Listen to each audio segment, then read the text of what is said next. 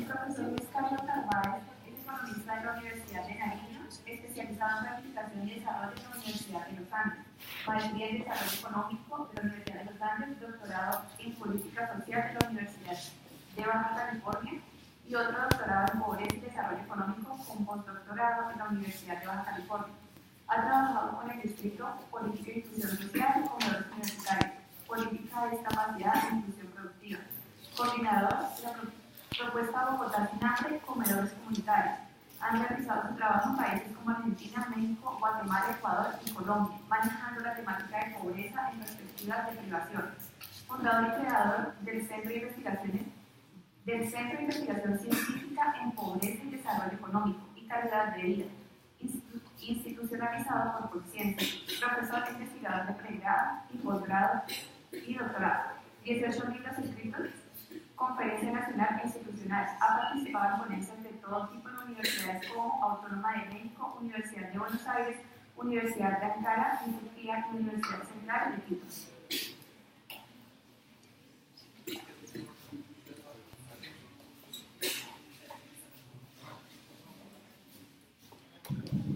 Buenos días.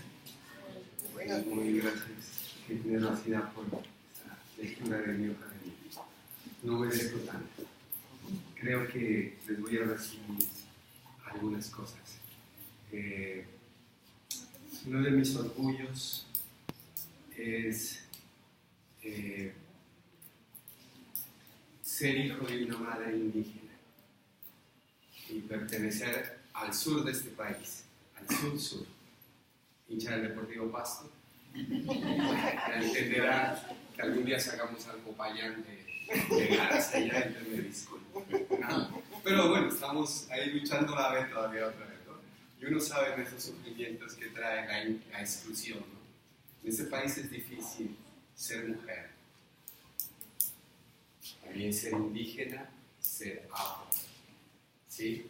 Pertenecer a lo rural, y a veces hay estigmatizaciones muy fuertes frente a eso. Y pues ya los estudios de economista lo hice allá en una universidad pública y bueno, luego hice otras cosas en una universidad privada, luego tuve que irme a otro lado para ver qué entendía yo de economía y por ahí fui a la Universidad de La Habana también a hacer algunos estudios. Pero bueno, ese no es el caso y pues les doy gracias al Consejo Nacional de Economistas. Doctor Lorenzo, muchas gracias por su invitación. A la doctora Lilia, porque cada vez que la escucho me emociono más y entiendo que sí vale la pena ser economista hoy en un país donde la economía se fragua y es cada vez más difícil encontrar estudiantes jóvenes que quieran estudiar economía. Profesor Alberto, me encantó su presentación y las respuestas contundentes que también asume, ¿no? Está fogueado fuertemente en medios y en otras cosas. No es fácil tener una plantilla así, ¿no? Debemos sentirnos muy orgullosos de hacerlo así y tener, espero, en las buenas plazas de toro, aunque bueno, los animalistas y todo eso no quieren estar ahí, pero sí hacer una buena lidia y torear en unas buenas arenas, espero hacerlo. Bueno, la gran preocupación que hemos visto y que también la tengo es que ¿qué enfoque debemos tener los economistas, ¿no? ¿Hacia dónde vamos y hacia dónde nos dirigimos? Anteriormente se miraron esa complejidad que es asumir el reto de asumir la economía, ¿no? Y cada vez es menos apreciado, ¿no? Y claro, tenemos más campos de acción, ¿no? Porque entre menos existan economistas, pues más economistas deberían salir, ¿no? Y ese es pero entonces toca hacerla mucho más atractiva. Y algo que decía la doctora era el tema de la pedagogía y la didáctica. Bueno, yo voy a tomar un poco de cosas, ¿sí? En esa complejidad y mirando otras realidades, ¿no? Desde el punto de vista que ya les mencioné. Bueno, miren qué tan importante es ver al país, ¿sí? sus regiones, sus territorios y sus autonomías. Hoy un paro en la Panamericana paraliza el país, si se dan cuenta. ¿Y por qué? Porque se asumen desde los pueblos originarios. Y es tremendísimo. Parar la Panamericana es muy fuerte porque de Buenaventura no sale nada para el Cono Sur, o del Cono Sur, o parar la Panamericana. ¿Qué pasa con los límites con el Ecuador, ¿no? O sea, ¿y qué pasa con todo lo que llega desde Guayaquil y otras cosas? Y ustedes lo viven mucho más a diario, ¿no? Un paro de actores sociales como de aviación puede... Y a veces los economistas nos falta más imaginación macroeconómica. ¿Sí? Doctor Amílcar asume, dice, nos falta más imaginación macroeconómica. No podemos reducir a hechos que son contundentes, no indicados. Y bueno, y desde ese aspecto pues estoy tratando de asumir la posición. La forma tradicional de ver el mapa mundi es mirarnos frente al Atlántico. ¿Sí? Así es como dibujamos nuestro mapa y nuestro imaginario. Pero difícilmente nos miramos hacia el Pacífico. ¿Sí? Esta parte del Pacífico la desconocemos. Usted está muy cerca a Huapi, ¿cierto? Y Huapi para nosotros, ¿qué es? Pero está frente al mar más profundo, no coralino, con mayor pesca. Aquí, imagínense que vienen las ballenas a tener sus ballenatos, porque desde aquí viene la corriente de Humboldt, que va subiendo, y aquí da la vuelta por los vientos alisios que vienen de la China y que aparecen desde el África haciendo este recorrido y de toda esta Polinesia. Y entonces aquí llegan las ballenas a tener sus ballenatos porque estas aguas son muy frías y aquí ya encuentran calor, son tibias. ¿Y eso qué tiene que ver con la economía? Pues claro, consumimos pesca y producimos pesca con dos océanos, ¿no? El Atlántico y el Pacífico, como un país que no tiene salida al mar, como Bolivia. Y comemos atún bancans, que no es procesado en nuestro Pacífico. Su industria está aquí en el Ecuador, ¿no? Porque ir al Ecuador y al Perú es ver industrias pesqueras, inclusive en el mismo Ecuador, ¿no? Esmeraldas, Guayaquil, Manta, la capital atunera del mundo. Pero ¿sabe dónde vierten los atunes? Salen de el Huapi, salen de Tumaco, de Buenaventura, acá, pero desgraciadamente la economía no asume eso. Si uno asumiera el tema de la pesca en Colombia, que sale del Pacífico nuestro, Tumaco no tiene cámara de comercio. Y pregunte si el Huapi tiene cámara de comercio. ¿Dónde se reporta camarones, pesca blanca, pesca llena de cardumes que viene por aquí? No la tenemos. ¿La reporta quién? Bogotá. E inclusive, si hoy un pescador del Huapi se levantó por luna llena, acuérdense que en luna llena no se puede pescar, ¿no? Ojo, ¿no? Y el economista hablando de luna llena, cuarto menguante, cuarto creciente. Pues claro, son los ciclos de la luna que dan los ciclos de fertilidad. Entonces tenemos que abrir más imaginarios macroeconómicos. Miren con el tema de la luna. La luna, ¿cuántas lunas llenas tiene un año? Ridículo. No soy esotérico, pero me gusta. La meta, la autora acaba de colocar 2 puntos tremendísimos. Micro, macro, pero adicionado con la metaeconomía y la mesoeconomía. Y la meta tiene que ver más allá. ¿Cuántas lunas llenas tiene un año?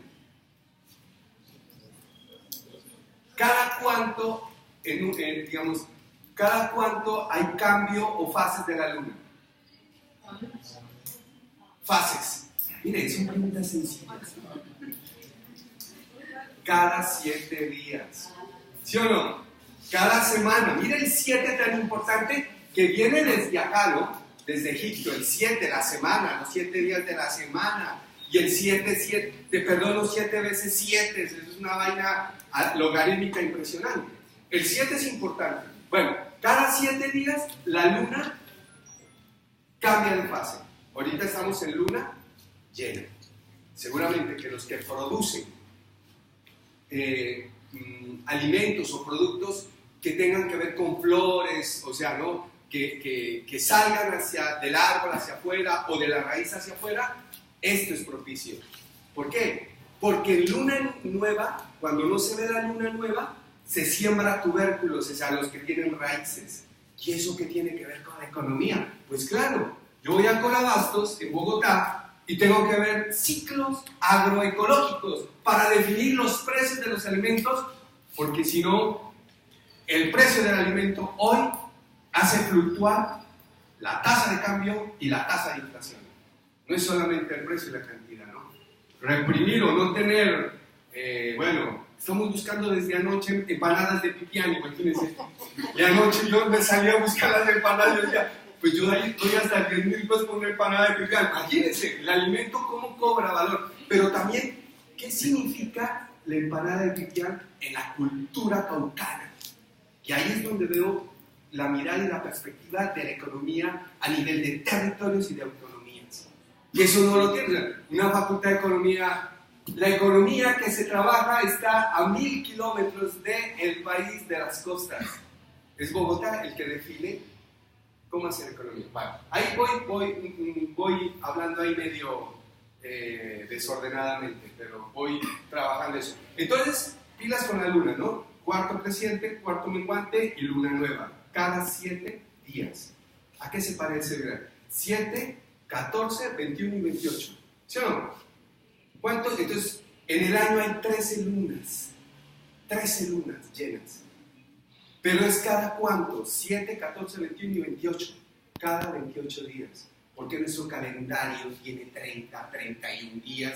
Y hay un 17 que se baja a 29. Porque los economistas lo adaptaron, no a los términos de la naturaleza. El profe preguntaba algo ahora sobre dónde se mira una nueva economía alternativa o alguna cosa. Yo tengo, mi hija estudia en un colegio donde primero no tiene uniforme. Y esto es feliz. O sea, no van uniformados, ¿no? No hay puertas, sino que entran allá y listo. Y ven economía azul. Yo la ¿tú qué estás viendo de economía azul? Y dice, papá, ¿tú te has dado cuenta por qué las cebras tienen rayas? ¿Y se hacen las preguntas de la economía azul? Sí, porque es que las rayas, ¿por qué? Porque el sol, cuando hay algo oscuro, hace un reflejo diferente. Y por eso se construyeron o se hacen las gafas. O las mujeres se depilan y se colocan, ¿cómo es? Negrito acá, ¿cómo es que se llama? Sombras y todo eso, porque cuando llega el sol hace una inclinación. O uno usa gafas negras, ¿por qué? Para evitar que el sol entre ahí. Son preguntas de la economía azul que están basadas en la economía de la naturaleza, en el ecosistema. Pero sigo ahí. 7, 14, 21, 28. ¿A qué se parecen esos ciclos? 7, 14. ¿Qué pasa con una mujer al 14 día?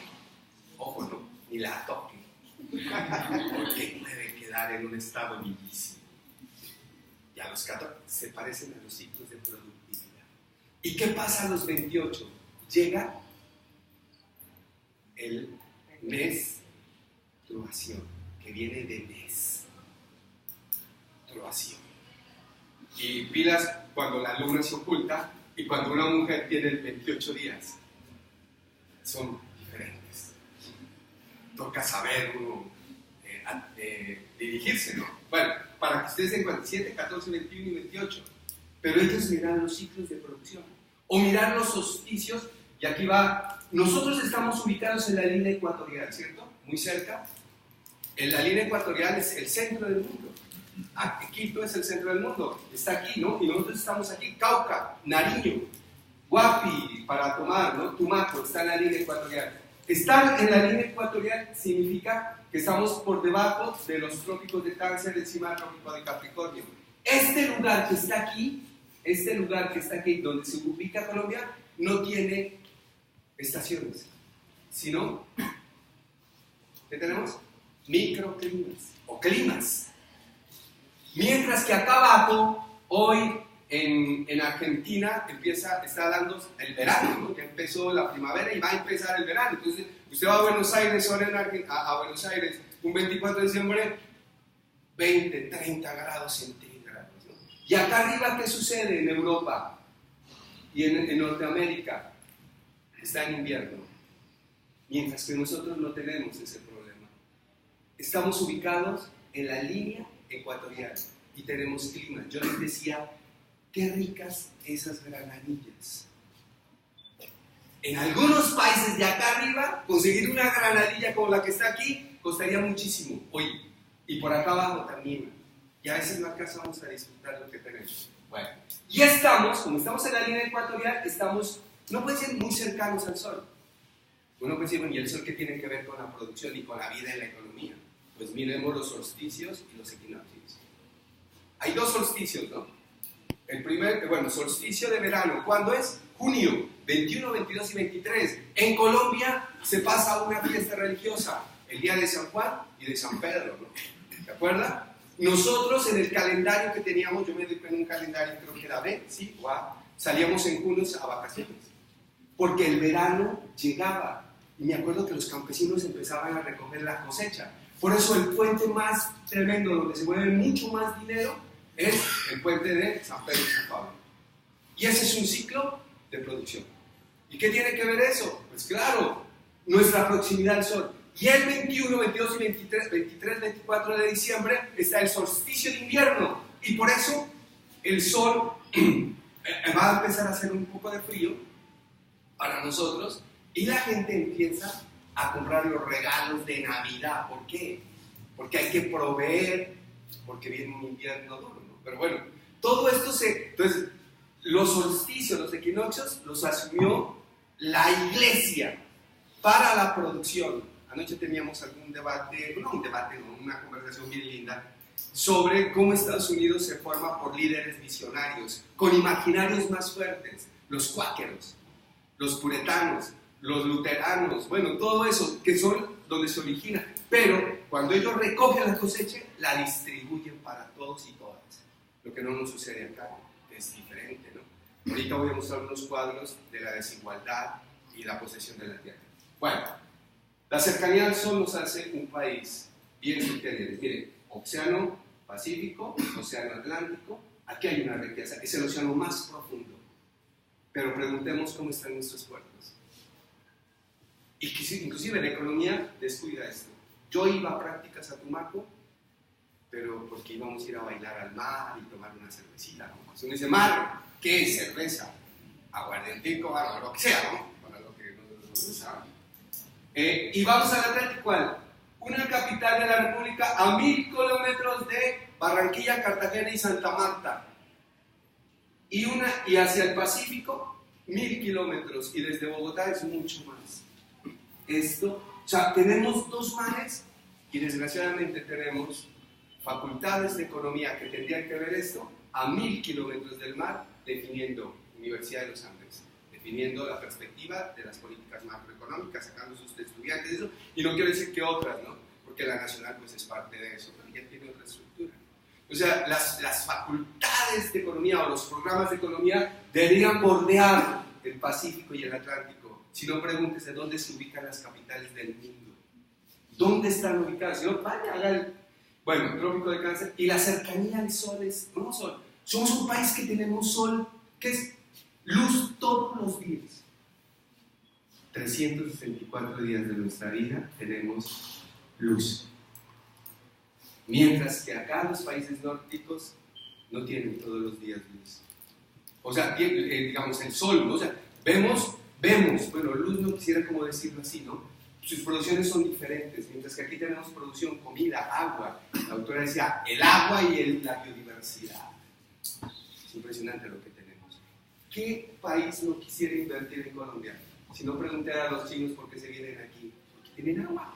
O a los países de Egipto y estos del Golfo, vienen a comprar aquí las tierras, ¿no? Y en el Cauca son riquísimas, ¿no? Y los indígenas, ¿por qué luchan? Por esta posición. No, a nosotros no nos mande a las montañas de arriba, necesitamos las tierras que están de los cañaduzales, donde está la producción. Pero esa es otra discusión ahí que hay que dar. Bueno, aquí está Colombia, ¿no? Pero si lo miraríamos en el Pacífico, es diferente verlo en el Atlántico. Este es un tema de dominación, porque el pensamiento viene desde aquí hacia acá. El pensamiento, si vienen los griegos, los romanos, transfieren el pensamiento a Europa, la filosofía, Sócrates, Platón, Aristóteles, e inclusive aquí arribita nace el padre de la economía. ¿Cómo se llama? Adam Smith, y no es colombiano. Y si usted pone que es extranjero, ¿no? E inclusive él empieza a hablar de ventajas comparativas y ventajas absolutas, asumiendo que el vino de Oporto, de aquí abajo, y el acero de Inglaterra.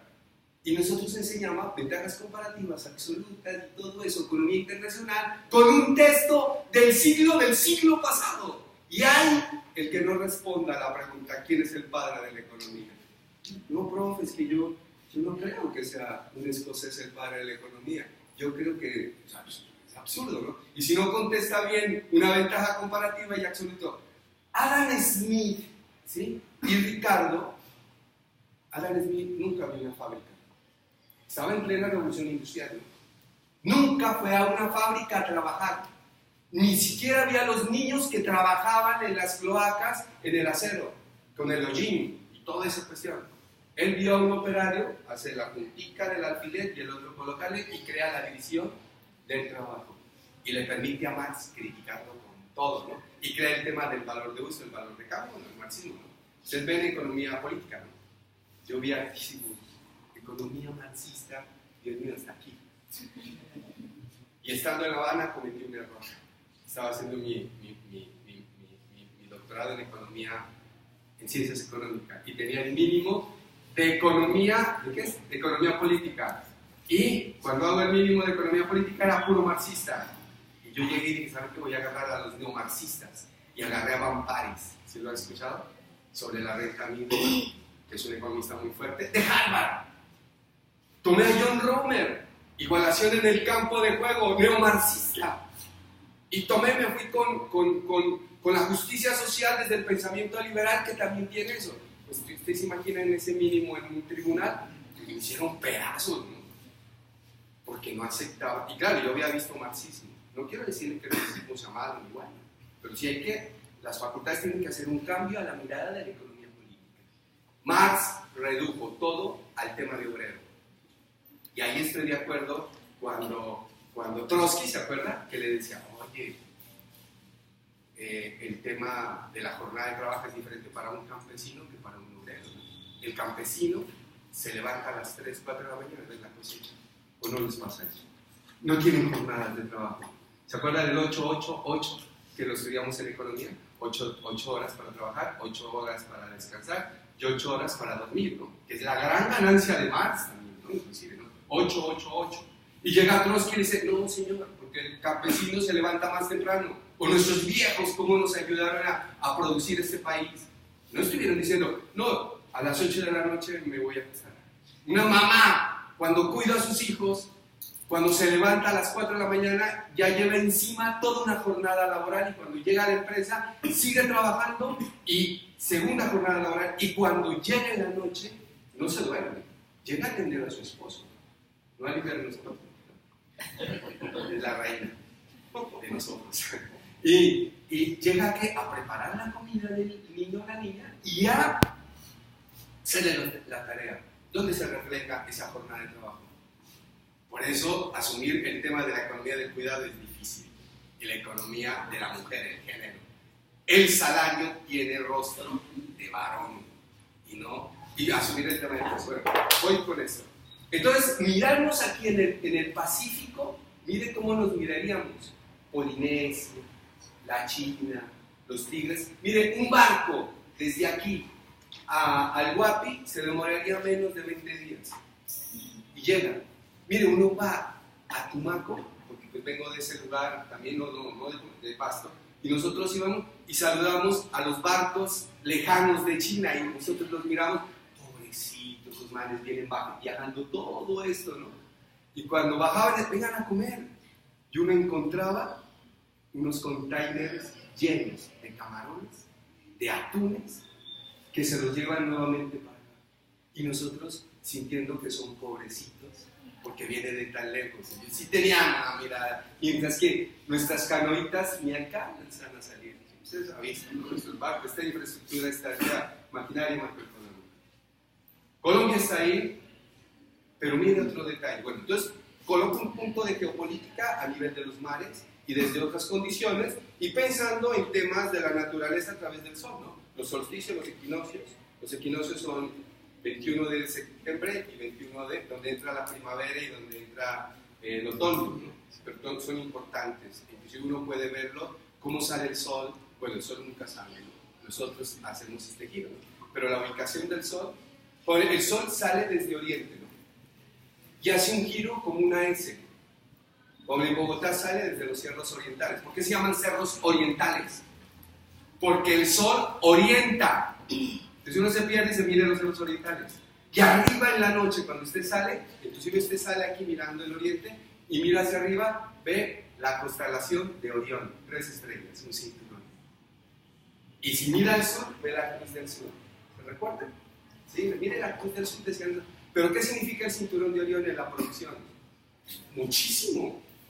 Porque el cielo habla, porque es el reflejo hacia las flores, casi las mismas que están haciendo. Por aquí estoy diciendo un poco de herejías como economista, ¿no? Bueno, entonces aquí voy a la mirada territorial y de autonomía. Mire, Colombia tiene el Chocó biográfico, ¿sí? Es la zona con mayor biodiversidad del planeta y es la zona donde más llueve del mundo. ¿Y el Guaviare dónde se hizo? ¿Y dónde tenemos el agua? Para nosotros el agua es un problema. Mientras que Malasia, que no tiene agua, es el país más competitivo. Ojalá tuvieran que nosotros nuestra riqueza se vuelve un perjuicio. Hoy en estas lluvias son tenaces. El Chocó biográfico. Pensar la economía desde el Chocó biográfico es diferente a pensarla desde Bogotá. Tener un banco central en Bogotá, que no estoy descalificando eso, pero acá es diferente en el Chocó. Cuando usted ve a nuestros afros, al negrito que llamamos al Nietzsche, ¿no? Al hermano, porque vienen de África, ¿no? Y ellos no llegaron acá porque quisieron, ¿no? Los trajeron, no voy a Colombia a buscar trabajo, ¿no? Ellos cogieron y los traen ahí. Y los tomaron como sea, ¿no? O sea, vinieron ingenieros, médicos, todo eso. Por eso esta zona es bellísima en muchas cosas. Ustedes que la tienen muy cerca. Y cuando llegan a Colombia, como no traen a su mamá, porque al agarrarlos para la esclavitud y todo eso, para la siembra del azúcar, el algodón y todo eso, y se ubican acá, ¿no? Por su resistencia de su cuerpo, y al no tener la mamá, y al desmamarlos, ¿no? ¿A quién consiguen? A una nana. Por eso en negrita decimos nanas, ¿no? Porque de un solo seno, que es bellísimo, ¿sí? Sale para alimentar a muchos afros. Por eso entre ellos se dice, ¿qué hubo primo? ¿Qué hubo mi sangre? Invite a una persona del Pacífico a su casa, se le queda 1 semana, 2 semanas. Cuando le dice, no, es que tú eres mi hermano, vente a mi casa y usted tiene que darle comida, esto, porque su genes está establecido frente a eso, a su primo, a su familiaridad. Pero bueno, esta es la zona del Chocó biográfico, ¿no? Otra zona, la Amazonía. En los libros, como se enseña en la primaria en Estados Unidos, esta Amazonía no es nuestra. El presidente Samper quiso negociar por pensiones y en la política macroeconómica todo esto de la Amazonía. Es el pulmón del mundo. Y tener esto. Imagínense aquí en Puerto Nariño.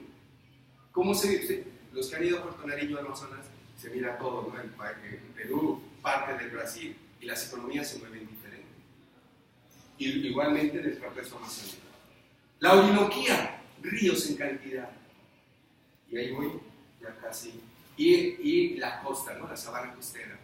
Hace 15 días estuvimos en la sabana costera, ¿no? Montería, La Guajira, con las minas más grandes a cielo abierto del mundo en temas de carbón.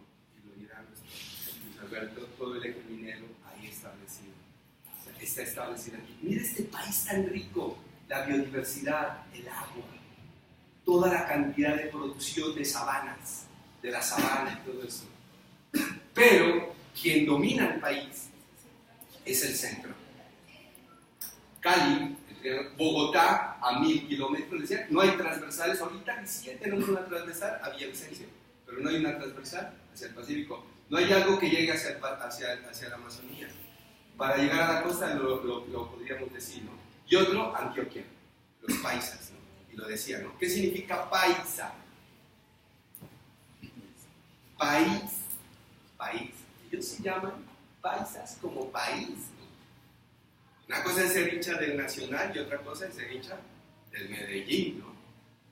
Como en Bogotá, ¿no? Tiene otras consideraciones, pero acá es bien durísimo este aspecto, ¿no?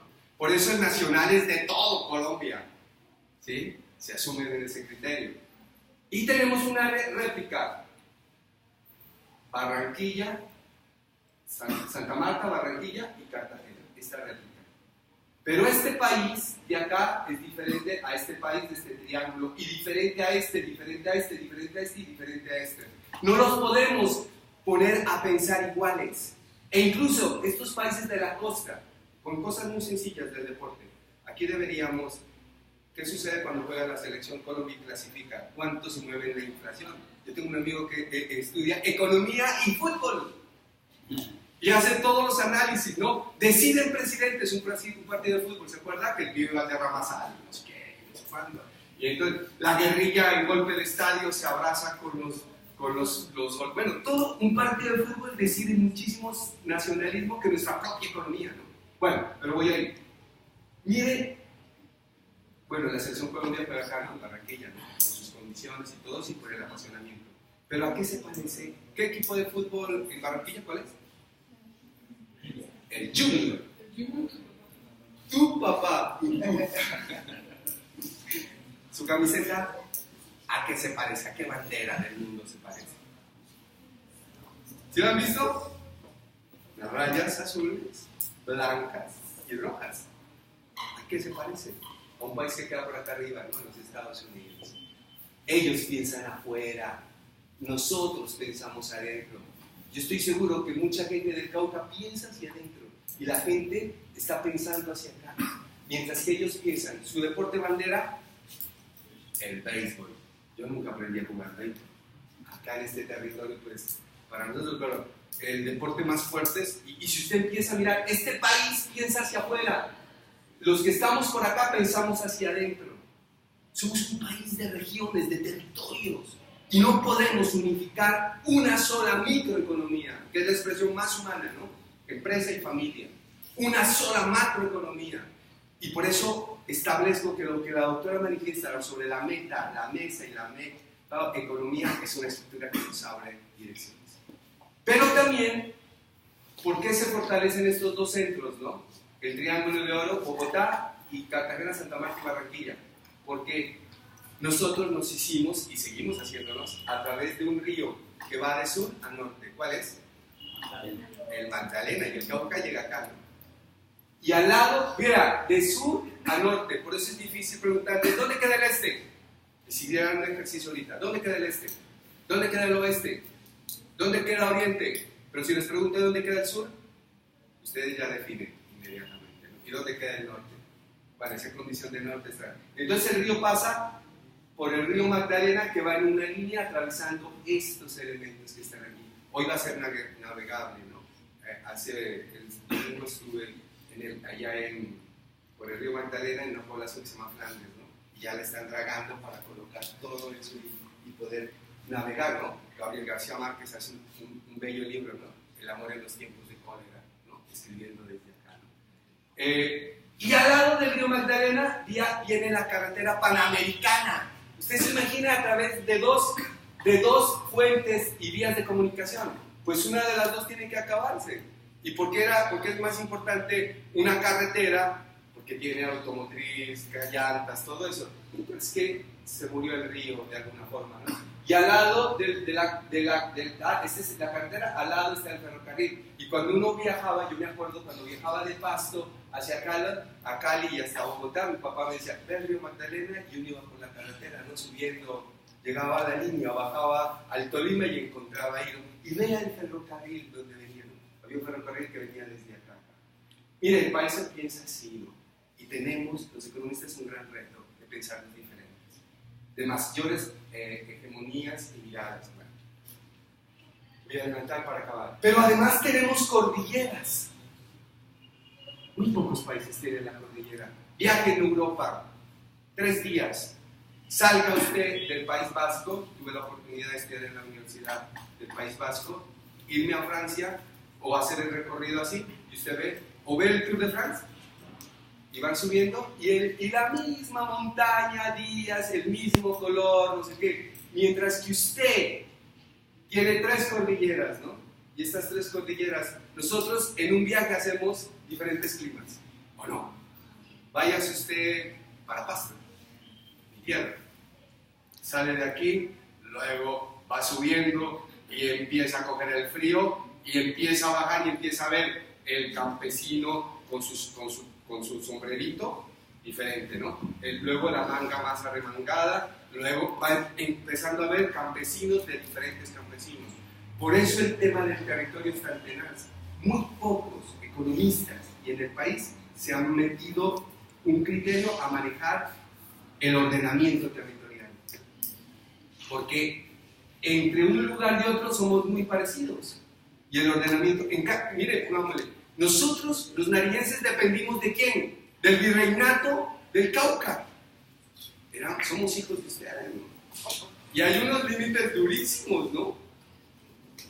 Y han provisto, ¿no? Y somos cercanos aquí. Bueno, es un tema de fronteras que creo que también hay que evidenciarlo. Aquí tenemos alta agua, alta comida, ¿no? Somos países que tenemos ciudades en las cordilleras arriba. Casi eso no se ve. Por eso un ingeniero haciendo la línea o haciendo una carretera es tan tenaz que es diferente a un ingeniero europeo, porque tenía unas planistas. O vaya a México, dice, qué carreteras tan bellas. Y cuando llega a una colonia dice, no, estas carreteras, y cierto, ¿no? Por corrupción, es eso. Pero vaya y haga una carretera en Colombia donde llueve todos los días, donde toca subir una montaña, pasarla así, es tan difícil. Por eso necesitamos economistas que tengan visiones de estas formas, ¿no? De nuestras cordilleras, de nuestra posición geográfica. Y podría extenderme mucho más, ¿no? Pero Bogotá está subgéneresmente en el mundo, en el centro. La capital de la República es casi la única capital de la República en el centro, ¿no? Pero además, mire esto que está aquí, ¿no? En la frontera de posibilidades de producción. Aquí dicen que Colombia es el 95% de ese territorio es rural, donde está casi un porcentaje bien considerable de personas en la posición rural, ¿no? Casi un 30, 40, 50. Y la economía que habla sobre la ruralidad. A nosotros nos da vergüenza hablar de nuestros campesinos, de los sembradores de papa, frijol, pero estos manes hacen un paro y desestabilizan el país. Y no se toman las grandes carreteras, ¿no? Porque lo entendieron, porque son intersticios, son pueblitos, ¿sí? Inclusive uno habla de lo urbano y lo rural, ¿no? Dice el casco urbano en el pueblo, ¿no? Popayán depende de lo rural, muchísimo. Es mucho más rural, no quiero decirlo, ¿no? Que urbano. Y entonces en los pueblos dicen, no, ¿dónde nos va a medir? ¿El urbano o lo rural? Y para nosotros más importante es lo urbano. Los planes de desarrollo se hacen con este criterio, quitándolo, la ruralidad. Pero desgraciadamente en esta ruralidad, si han estudiado el indicador de Gini, ahí me meto ya un poquito a las matemáticas. Si han estudiado el indicador de Gini, ¿no? Que es una ecuación sencilla que muestra desigualdad y concentración. ¿Se acuerdan? La fórmula. Esta es una fórmula que produce una inestabilidad, ¿no? Sobre la población, 1 sobre 2 sobre 1, pero esta sumatoria es importante porque dice que el ingreso de la persona más desigual o más pobre o más rica sobre el ingreso total, sobre la ubicación del rango. Es decir, ¿qué me está diciendo? Mire, esto me regula. Lo que pasa, y lo manifestaba claramente, el economista tiene criterios de poder interpretar con palabras las imágenes y las ecuaciones. Esto visto así solo es peligrosísimo, ¿no? Pero cuando yo lo veo aquí le digo, vea, si esta curva en este plano cartesiano, que es 1 por 1, es decir, que esta curva es una raíz de 2, ¿no? Pero es la curva de equidistribución. Si todo está así, el Gini me daría 0. Es decir, que todos somos iguales. Cuando haga toda esta ecuación, esta la regula. Y si es 1, ¿qué pasa? Aparece ¿qué? La curva de Lorenz. Es decir, que hay profundas desigualdades. Si yo tengo un indicador aproximadamente a 0, quiero decir que somos iguales. Y si tengo un indicador que se aproxima a 1, 0,9, quiere decir que hay desigualdades, que hay alguien que concentra las riquezas de tierra, de dinero y otras cosas, ¿no? E inclusive, el problema de la pobreza ya no es la pobreza por sí misma. El problema es, porque atacar la pobreza es otra cosa, pero atacar la desigualdad nos dará mayores frutos en el tema macroeconómico, que era lo que discutíamos ayer en el tema de la democracia. Bueno, y eso tendría que tener mucho más criterios, ¿no? ¿Por qué? Porque la desigualdad, y miren, yo soy apolítico, me gusta la política. Peñalosa habla en su plan de desarrollo, dice, mire, yo no le voy a atacar a la pobreza, y lo da con argumento, le voy a apuntar a mermar esta desigualdad, o sea, aproximarla a una línea. ¿A través de qué? De la educación. Por eso hace megacolegios y hace infraestructura de bibliotecas donde los ricos pueden ir a convivir con los pobres de los pobres y tener profesores excelentes como el profesor Luis Alberto, tenerlo como profesor en una escuela pública. Dios mío, esos niños se revientan, ¿sí? Tenemos que ver la economía desde otro lado. La doctora Lilian, tenerla en la región es vital. Se dan unas conferencias allá en Sincelejo donde, no quiero decir, ¿no?, que hay pobreza, no sé qué, pero dar esta visión es muy importante. Y bueno, este indicador de desigualdad, mire lo que sucede. ¿Se acuerdan? Cero desigualdad. Uno, hay concentración de tierras, concentración de riqueza.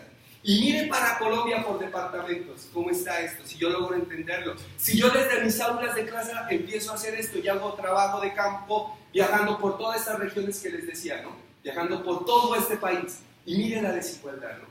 Miremos la concentración de la tierra, ¿cómo está?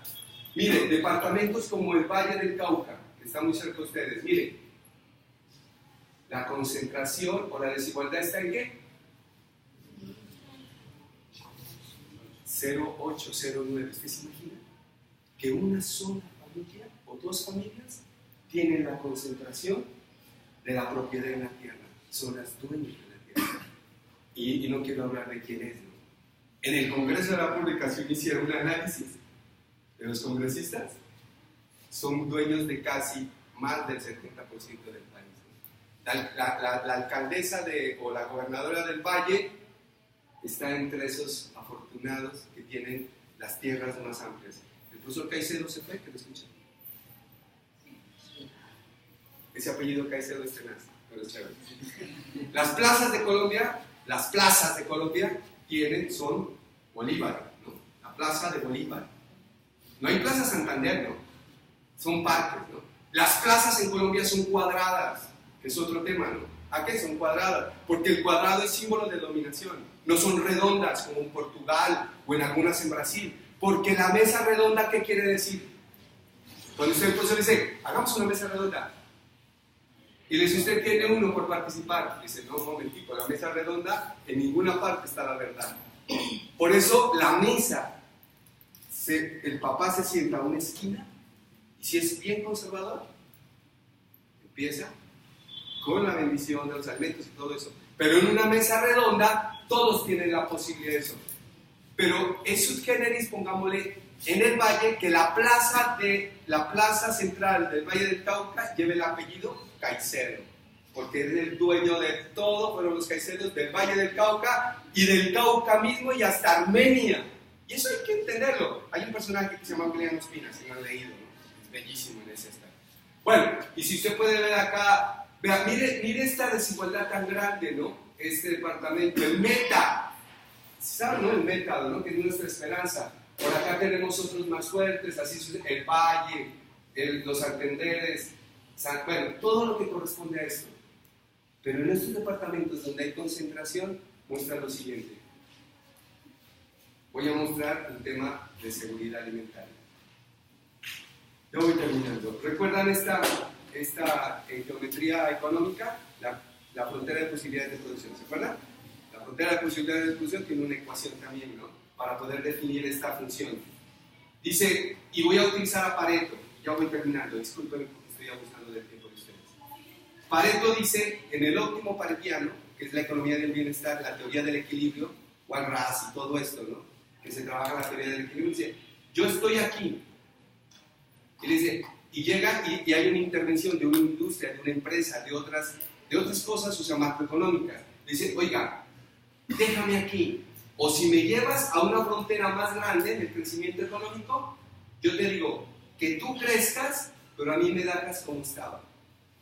Ah, no, Pero viene otra intervención y dice, tú crece aquí y a mí déjame como estaba. Ahí hay optimismo.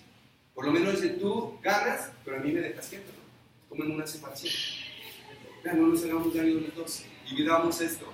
Ganemos, o tú ganas, pero a mí déjame quieto, ¿no? Dice la mujer, no, ayúdame, problema. O en las relaciones sentimentales, todo eso. Pareto se estudia desde la filosofía, que es un gran filósofo y economista a la vez, ¿no?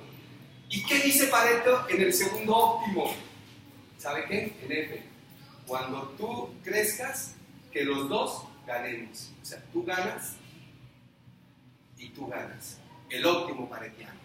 Y con esto se hacen proyectos, evaluación de proyectos, precios sombras, precios de amenidad, precios de no sé qué, todo lo que se maneja en los costos de oportunidad y costos marginales y todo eso, que ustedes en economía pues son unos duros en sus exámenes.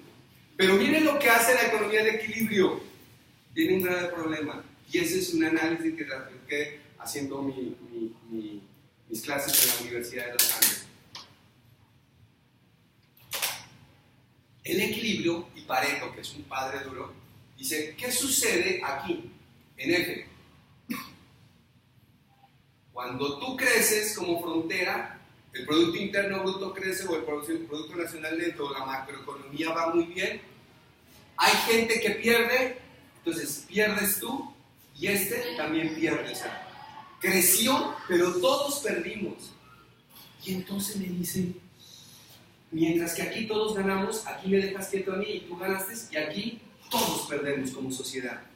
¿Qué hace la economía? Dice, no has perdido, hemos crecido más y simplemente hay redistribución de recursos. Eso dice el economista, ¿no? En la ortodoxia, ¿no? Dice, no hay pérdidas. Ceteris paribus, ¿cierto?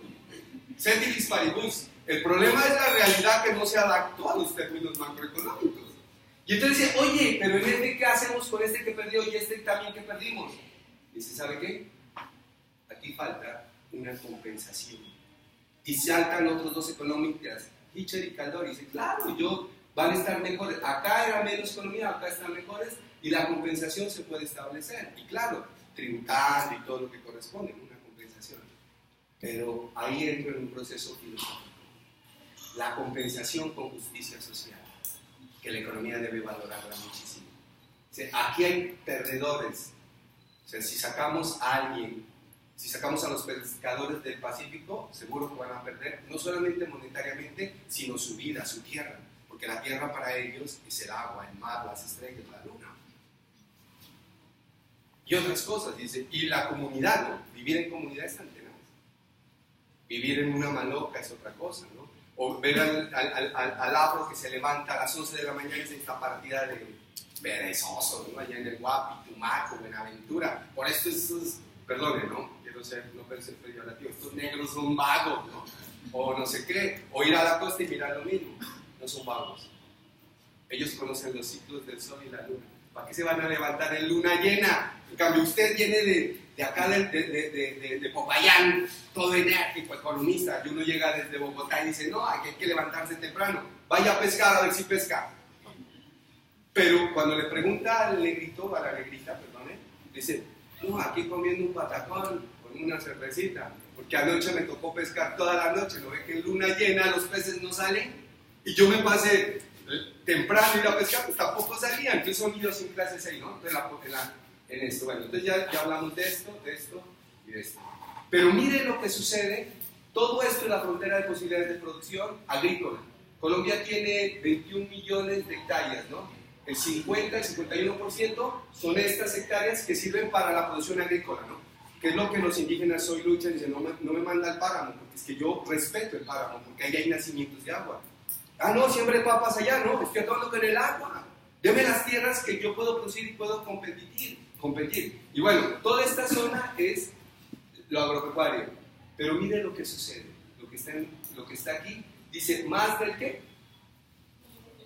Del 38, 39% está ocupado por minería a cielo abierto. Es decir, que esta frontera que es riquísima nuestra, de ese país rural, ahí están. ¿Y quiénes son los dueños de las minerías? Hasta la guerrilla tenía sus bulldozers durísimos, ¿no? Allá, ¿no? Y en ese país, con esa frontera tan tenaz, todo esto que está en rojo es el mapa de la extracción de cielo abierto, ¿no? Lo que, la minería, ¿no? Con licencias de construcción. Mire todo esto. Por eso la tierra es tan importante para el campesino, el indígena, para nosotros. La ley de tierras. ¿Quién no va a querer invertir en este país con toda esta riqueza? Pues estaría loco, ¿no? Y acá, los posibles potenciales de petróleo. Esto es una licitación que sacó Ecopetrol y dice, bueno, tantos millones pero están en la zona productiva, ¿no? Y en esta zona que decíamos, acá, en este país de regiones y territorios, tenemos que hablar de esto, los economistas. Y bueno, el mapa del hambre, proteína y calorías. Miren, contradictoriamente, ¿se acuerdan que miramos Boyacá, que era uno de los más productores? Es entre los más productores, en el Meta, con temas de desigualdad. Miren el nivel de desnutrición, casi del 30%. Los niños mueren por hambre en Colombia. Esto no es ético, no es moral. ¿Y qué hacemos los economistas frente al tema del hambre? O sea, tendríamos que hablar. Por eso creo en un currículo problemático más que asignaturista, porque la asignatura es peligrosa. Uno ve los contenidos y transmitir el texto de un premio o de un economista duro que no conoce. Por eso para mí es tremendo. Yo a veces cuando enseño economía internacional y enseño a David Ricardo y a Adam Smith, digo, esto no conocieron mi país. Y tengo que introducir y mirar a economistas nuestros que tengan una visión más amplia. Cuando veo el hambre en este país me hago preguntas. Y cuando veo estas curvas, mire, la curva en rojo, ¿qué significa? El ritmo de hambre. ¿Sí se alcanza a leer ahí? En Colombia, ¿no? Lo verde, el ritmo del hambre en Sudáfrica. Es algo tremendo, ¿no? Miren los colombianos. ¿Tenemos ritmos de hambre? No estamos con niñitos piponcitos y mosquitos aquí, no sé qué, ¿no? Sino el ritmo, o sea, cómo crece la velocidad, ¿no? La velocidad del hambre, niños más desnutridos, y necesitamos mejor nutrición, madres nutridas. Entonces, el ritmo del hambre es cada vez más acelerado. Y esa es una pregunta. Por eso creo que tienen que existir investigadores de la economía, pero con criterios sociales, ambientales y con la mirada compleja. Porque esto no es así de sencillo. Bueno, ahí está. Perdonen por aquí. Y aquí voy. Bueno, miren los desplazamientos en la frontera agrícola. Miren las minas más llamadas quiebrapata de nuestro país. ¿Cuánto le cuesta al país en esta frontera? Miren los indicadores, cómo se establecen, ¿no? Por eso, ahí lanzo ya mi último cartucho. Y aquí hablo un economista con una mirada social, ¿no? Desde la pobreza, desde la privación, con un contenido filosófico, ¿no? Desde la compensación, de las realizaciones y de las capacidades humanas. Utilizando, mire, yo me metí a hacer algo y dije, bueno, ¿me voy a volver un economista ortodoxo? Creo que no. Pero sí me va a gustar las matemáticas, claro, porque las matemáticas están en nuestra vida.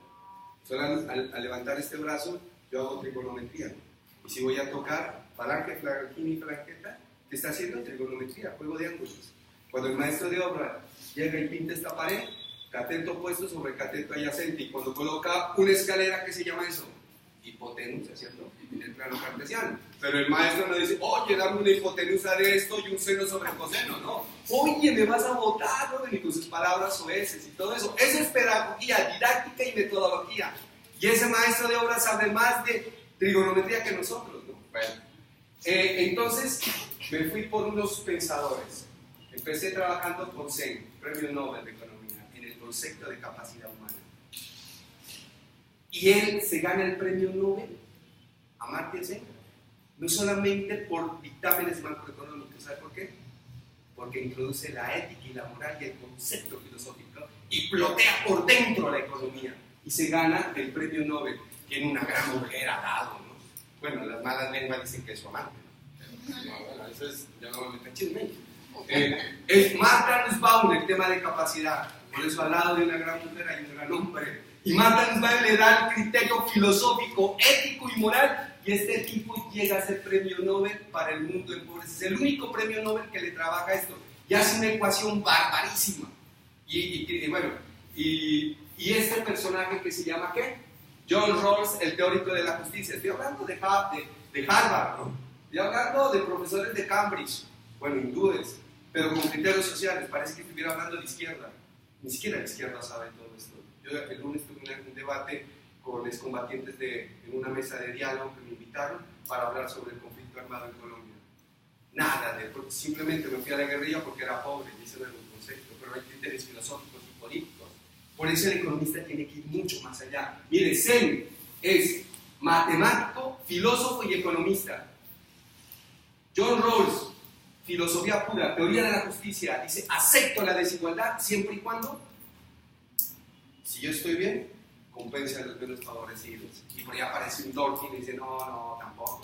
Si a mí me dio una habilidad Dios, ¿por qué tengo que compensar lo que hace Messi o alguna cosa? Me dice, vale estar, dice, la gente viene por verme a mí, por lo tanto tiene que pagarme tanto. Pero el tipo de Messi hace otro criterio, dice, hay que compensar con escuelas, con no sé qué, bueno, todo lo que hace Shakira y otros elementos. Pero bueno, eso también es para evasión, ¿no? Este otro personaje se llama Stiglitz, ¿no? ¿Para qué hablarles de Stiglitz? El tema del comercio justo y otros elementos que van ahí. Martha Nussbaum, me gusta muchísimo esta mujer. No como mujer, además, es una persona. Yo la escucho y me erizo, ¿no? Hablando de, no como sino que erice el contenido. No estoy diciendo eso. O sea, de sus ideas, porque las ideas son impresionantes. Y esta mujer no se gana el premio Nobel de Filosofía, porque en la filosofía no hay premios Nobel. Pero esta le da a hacer lo que necesita y hace un giro a la economía. Otro personaje, ¿lo conocen a esta mano? El Banco para Pobres, el gran, ¿cómo es? Thomas Jones. Él es profesor, ¿no? Y mira de sus ventanas, dice, esa gente está ahí, hagamos un banco. Y coloca como tasa de interés la palabra. Oye, un economista colocando la tasa de interés, la palabra. Le dice, claro, logramos a 5 mujeres.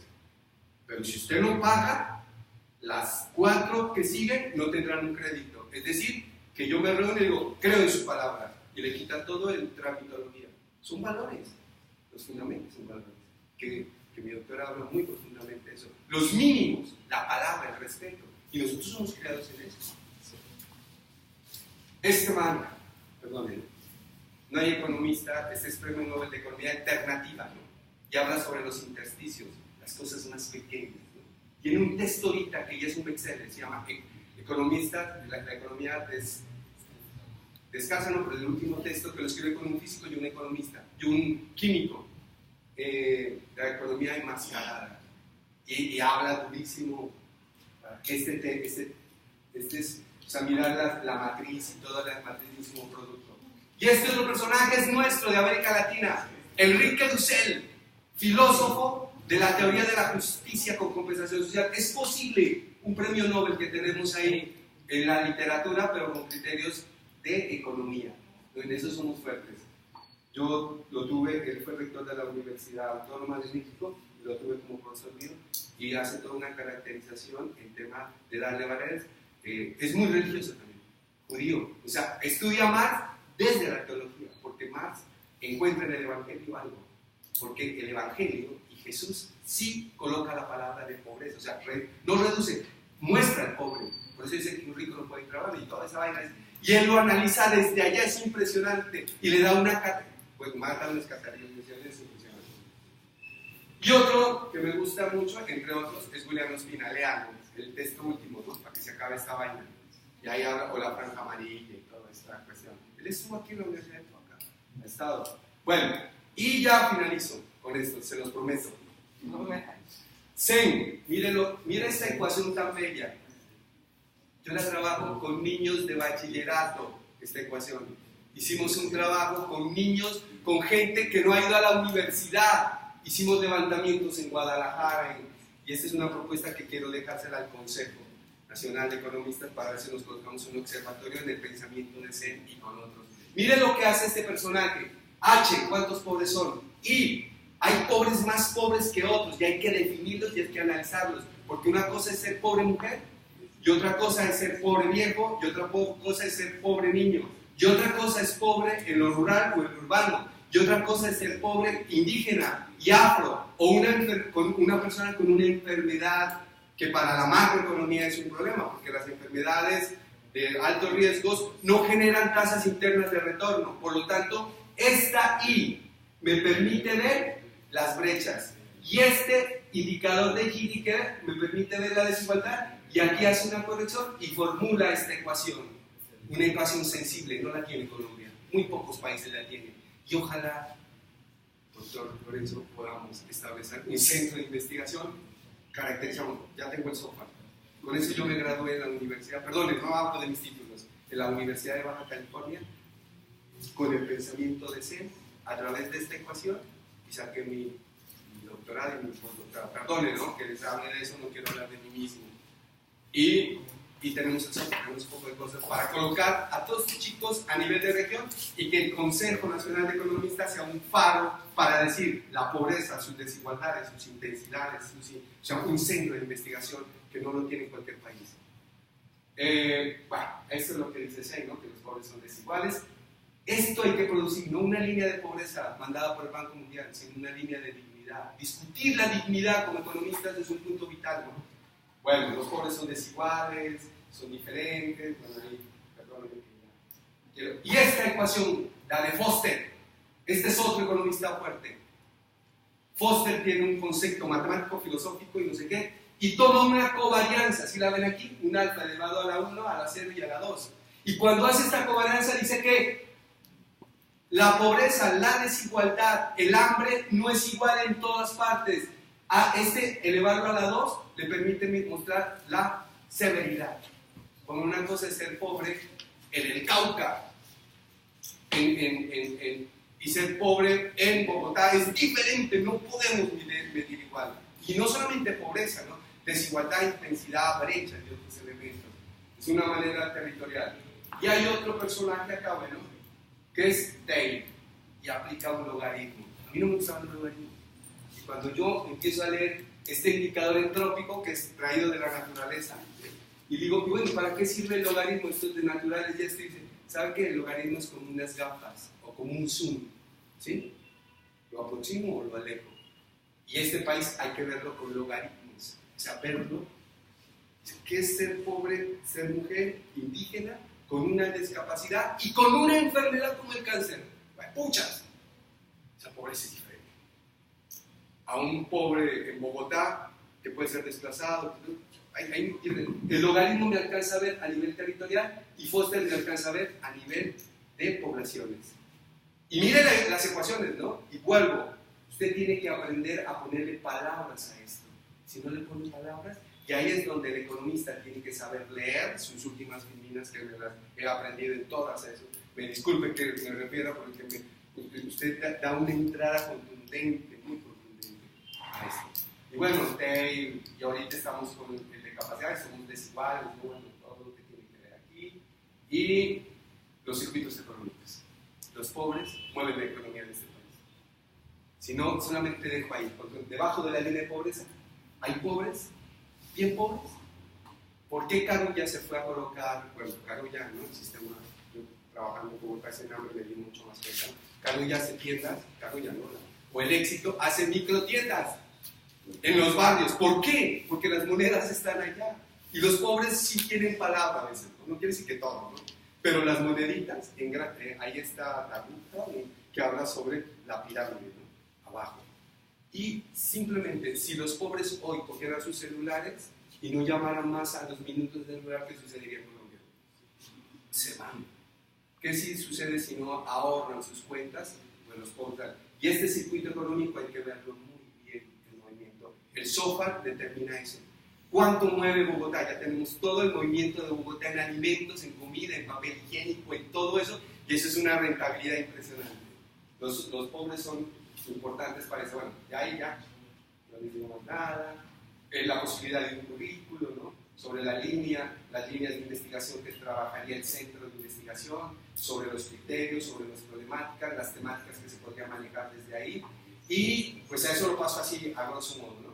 Ya hay los centros de pensamiento, y aquí vendría una posibilidad de un currículo que hay elemento con lo social, lo político, lo ambiental, y con unas asignaturas, y bueno, y ahí van cambiando y siéndolo más atractivo, porque es un desafío que me he propuesto hacerlo, ¿no? Y esto es algo que estoy manejando en la economía ancestral. Sí les hablé de la luna, las estrellas y todo eso, ¿no? Lo presenté en México, y en México el periódico La Jornada me tomó en la portada. Yo nunca pensé, yo lo vi, y voy saliendo ahí por la Reforma, y cuando veo el periódico y me veo en primera plana, nunca me digo, ese soy yo, ¿no? Y dice, economista, necesario impulsar una economía basada en la ancestralidad, expone académico colombiano. Y ese era lo digo por ego, ¿no? Por ego, todo este es ego. Y luego me invitan a ver la economía ancestral. Bueno, ya hemos pasado por muchas. Les agradezco mucho y perdone la cantidad de cosas que he dicho.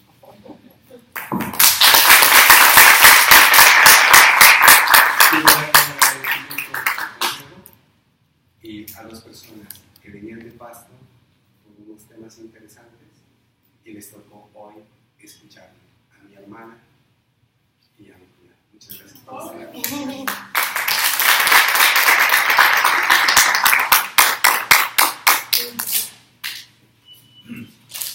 Muchas gracias al doctor Luis Carlos Narváez.